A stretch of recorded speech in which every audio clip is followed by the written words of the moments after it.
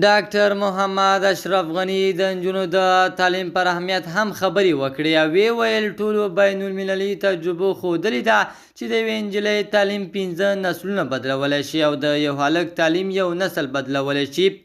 په کومه کورنۍ کې چې یوه ښځه پوهه ولري هغه بهترینه مسلمانه کورنۍ ده.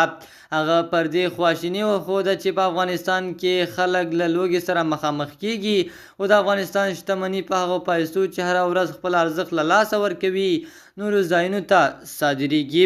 په سلامونو مو ورکلی کوم د AFG نیوز چینل درنو لیدونکو. سلام، ستړي مشئ، وخت مو په خیر. پام راګرځوم د دې ساعت مهم خبر ته او په سر کې یادونه کوم ملګرو که مو چینل نوي سبسکرایب کړی د مهمو خبرونو لپاره در سره AFG نیوز چینل په درنښت سره سبسکرایب کړئ.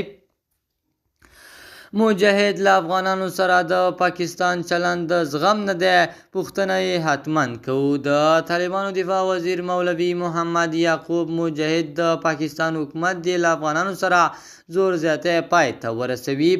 مجاهد له BBC سره په خپلې تازه مرکه کې ویلي پاکستان د افغانانو شخصي ملکیتونه نه قبضه کوي، دا په هیڅ قانون او اصولو کې نشته دی.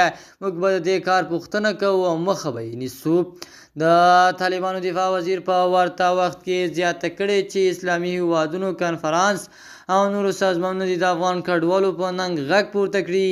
هغه ټینګار کړی دی پاکستاني رژیم دې دومره وکړي چې بیا یې د ریبلو توان ولري.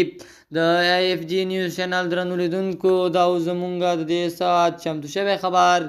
د نورو تازه او مهمو خبرونو لپاره در سره AFG نیوز چینل په درنښت سره سبسکرایب کړئ. تر بیا ښې چارې د الله په امان.